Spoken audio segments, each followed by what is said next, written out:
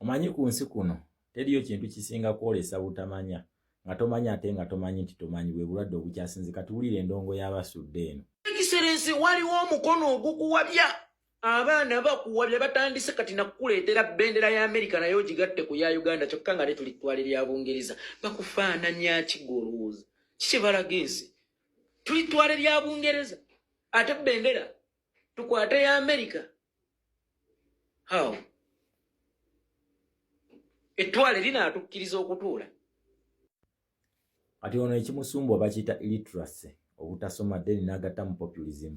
Alowooza nti amanyi nnyo bunambazi bw'alina okwo ne bu YouTube obumuweesa ssente yamanyi nti kati ali ku level ewabula His Excellency Kyagulanyi Ssentamu naye nga kyayisemu it is illiteracy. Nakugamba eno bagiyita foreign policy. Foreign policy at least olina okubeera 16 years in school nga wabeeranga mu ba top 5 mu kirasi mu wasomeranga. Nkiddamu olina okuba nga at least olina senior 6 ate nga wabeeranga mu ba top 5 okusobola okuinterpretinga foreign policy. Obanga wabeeranga kuba backbenchers foreign policy muzireke. Nkiddamu foreign policy muzireke si nnyangu. Mumundaba okuyimirira wano nga nkyatudde I'm still standing. Lwaki? Nze nabeeranga mu ba top 5 life school life yange yonna nasaasukka mu koso. Bino ebintu kyova olaba nze bwe mba mbyogera olaba nga akunyumiza story naye nga kyekigundi. So mbadde nkusaba obanga wabeeranga mu ba backbenchers foreign policy zireke.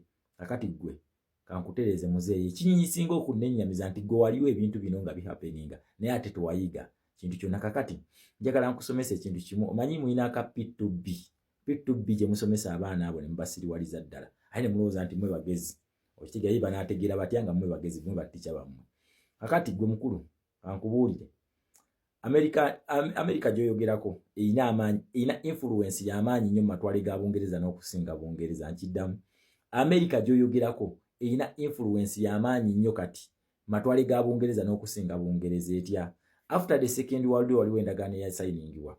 Ensi zino zaalwanagana mu kulwanagana zaali ssente zaatuuka ne zigenda bankrupt. We zigenda bankrupt Amerika ye yaliwo okuziwola ssente okusobola okufuna okuyita mu post world war conflict. Okitegeera kati Amerika eno wemala okubawola ssente Amerika yasayininga ne Bungereza endagaano nti egenda kubeera ne shares mu matwale ga Bungereza agasinga. Okitegeera era nga Bungereza kasemale kukonfaminga nti lino ettwale lyaffe tuli wadde independence ey'ekiwanyi Amerika yajjanga nesayininga nabo ekintu kye bayita endagaano y'ensonga. Lwaki olaba nga UN ezze mubeeramu Amerika mubeeramu Bungereza mubeeramu France ku sayidi y'abakapitalist. Okitegeera however Amerika ne Bungereza bo balina endagaano eyaabwe nti bo bali bati baluganda tebeetera mu matwale ga Bungereza. Amerika erinamu influence y'amaanyi nnyo nnyo. Kakati Uganda gyoyogerako kankulage nti Amerika erina influence y'amaanyi nnyo mu Uganda. Okitegeera ekintu ekyo. Guno mwaka gwa kumeka? Guno mwaka gwa 1962 nga Uganda yakafuna independence.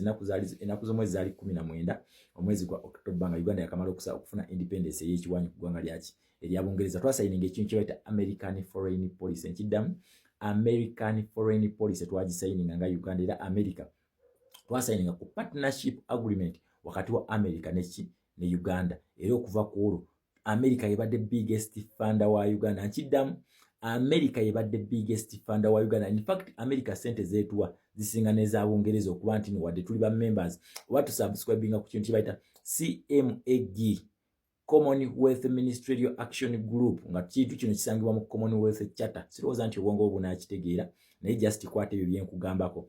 Ekibiina ekitwala Commonwealth States bakita CMAG Commonwealth Ministerial Action Group. Eyo kikabeera mu kontro yayo nga olaba America terina ekintu kye bayita US Congress government nti yesalawo nti bonna bali mu American Foreign Policy basubscribinga wansi awo. Wabula eno Congress eno gyolaba y'amaanyi nnyo kati mu Commonwealth States okusinga Bungereza. Lwaki? Kugambye olwa agreement eri yakolaki yasayiningibwa. Then n'ekyokuba nti olutalo lugenda mu maaso bayita de-dollarization terufokasinze nnyo ku Bungereza eno. Okitegeera terufokasinze nnyo ku Bungereza eno lufokasinze ku America. Ate ng'ensi zino ezeefuulya America gye badde biggest funder ng'efandinga mu Uganda. America ebadde efandinga kumpi 60% of Uganda's budget nga America yekola ki ebiteekamu ssente. Then number 2 basayininga ku eyo policy bagamba development and security. Ng'olunaku lwaleero tugamba nti security eno bano abasirikale abaweebwa ssente za America kubanga America mugambe ina security agreement wakati wa America ne Uganda nga neze engatto ze bambala ne mondu ze bakwata America ye funding nga tubagamba your guns are killing us, we cannot fight the American dollar. Okitegere ekintu ekyo. So America eno ebadde eteeka sente nyingi nnyo mu government ya Museveni. For example, njagala tunuulye missions ez'enjawulo Uganda zezzeekola. Tubadde tulina Munas Commission yani ya America ebadde Congo. Okitegera era nga tumugamba sente ezive Congo zitulugunya nnyo paka America yakoze ki uyawulidde ne bagamba nti kati kusayininga agreement wakati wa Rwanda ne Congo yeno gye njogerako. Ogirabye. Then tubadde n'ekintu kye bayita AMISOM mission eno ye Somalia nayo yali yanti ya America nga Uganda ekola ki egina. So kakati ffe tetusobola kulwanyisa dola, tosobola kugirwanyisa. Tugenda kukola tutya? Tulina okugenda mu bano ba funders ne tubagamba nti endagaano gye mwasayininga ng'ennaku z'omwezi 19 October omwaka gwa 1962 bweti bwegamba kubanga endagaano eno eyogera ku human rights ne democracy. Nkiddamu eyogera ku human rights ne democracy ng'owe zirina okubeera oba okutambula. So tubadde tulina okuchallenginga Abamerica bano ekitukwasa fulaga yaabwe. Twagala tubalage nti ekintu kyemufandinga kyekino. Ekintu kyemufandinga kyekino. America ye biggest funder wa Uganda. Wabula tewaliwo olutalo wakati wa Bungereza na America ntino lwa matwale mbwa asimanyi Colonial Master wafana atukkiriza oli musiru tukwesonyiwe. Okitegeera Bungereza twasookera mu America mu police eno era His Excellency Kyagulanyi okuchallenginga Museveni yamutandikira Bungereza nga tulina abasajja ba Robert Amsterdam nga tulina ba Jeffrey Smith. Okitegeera betulina bonna bana abasajja benjogera ku America. Okitegeera ekintu ekyo si Bangereza. Abasajja bano bamala okuteeka Museveni bulungi nnyo waaja bo bennyini ba transferring ne tugenda e Bungereza. Lwaki? Nti America mu nsonga zino tesobola kusalawo yokka nga Bungereza tekoze eki tesazeewo. Era tugenze mu bitundu bingi okuli House of Lords ne UK Parliament. President yagenze gwe amagezi go ku myaka gy'olina tosobola kwebuuza lwaki mwasookera mu America then ne mudde e Bungereza. Nzija tutunuulidde abasajja bano babadde mu struggle ya Uganda from day one nti America. Tutunuulira bani abakwata documentary yaffe. Bani abagikwata. Oscars ziririddawa okulaba nti bagitwala paka ku international level. Munna Uganda ensi etegere munna Uganda kikyayitamu. Toe emikutu mingi egize zituberewa okuli CNN, Al Jazeera n'emirala emikutu gy'Abangereza nga kwe kuli ne egy'Amerika nga kwe kuli ne BBC y'Abangereza nga nayo gigataddeko. Gwe ddala amagezi ko tegaddanga kawo n'otuulaawo ne buno bwana bwa P2B bw'osomesa oba okuwabula kubanga ffe sometimes teacher ffe yasomesanga ng'era akimanyi nti wanaagira Shama waali ajja kumugamba teacher kino sikitegedde oba teacher namugamba nedda teacher tukozese eno formula bweti ne bweti tufune twababulanga ba teacher baffe. Okitegeera twababulanga ba teacher baffe nga tumugamba nedda teacher ino tukozeseko ku formula bweti kubanga teacher bano babikolanga intentional ne gwe abaana b'osomesa temuli mwayina ku magezi asobola kuwabula n'akugamba nti Uganda is a signatory to the American foreign policy. Then we tujja wano ku UN tugwa mu kintu kye bayita ba capitalism oba capitalist policy. Eno capitalist policy eriko mu America who is the strongest superpower wensi eno ye America ne wotunula ku UN Security Council America.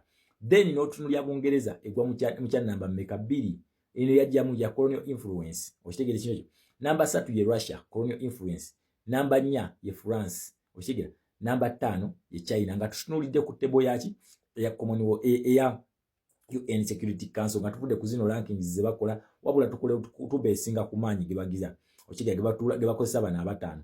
Bwetokya nti America influence yayo ne ku UN kwe nyini y'amaanyi ate nga document yakaluluka nokagwa mu kintu kibayita democracy. Democracy is the UN Charter mweri. So UN Charter no webere kuza oyino kwata in fact ne France tino gigatako but because France taina wagwa mu docket ya Uganda. One, Bungereza is a colonial master. America is the biggest funder. Bano bajjanga ba Democrats, friends of the group. Okitegeera kye kibaleeta fulaga ya America ensonga lwaki tugisosowaza essaawa eno nti policy gye twayitamu strictly oba asooka okutulaga nti we are rallying behind Ugandans baali b'America by then nga His Excellency Kyagulanyi Ssentamu Robert yali akyaliko ne bbaani z'Ebungereza. Kitegeeza ki nti paati le bano abasajja balina paati gye baazanya okufostalinga Bungereza okuggyako omusajja eno bbaani ze yaliko asobole okugenda atuukiriza endagaano neki ne Bungereza. So America ne Bungereza bonna bali bwe bati otherwise gwayogeza obutasoma. Okitegeera ekintu kino ate by'oyingirira bino by'abaasoma olina okukola research olina okuba nga okiwadde obudde olina okuba nga otegeera history of which tugenda kukozesa SST okutegeera ebintu bino. Kitegeera mu Uganda wange so toforcinga bwongo bwo otherwise we tunajja okudiscussinga kadongo kamu tujja kwebuuzaako naye kati bino ebya foreign especially ebya foreign policy n'ebya revolution tolina moral authority kubyogerako naye ebya foreign policy byo bireke byo at least olina okuba kati certain level of education yo attaining. Kitegeera ekintu ekyo yes tomala gajjanga otagala. Mukigana ekirala Put respect on His Excellency Kyagulanyi's name. Mutekeko ka respect. This one is our revolutionary leader and his word is final. Tasobola kutwala advice iyo, tasobola. Okitegere ekintu ekyo. So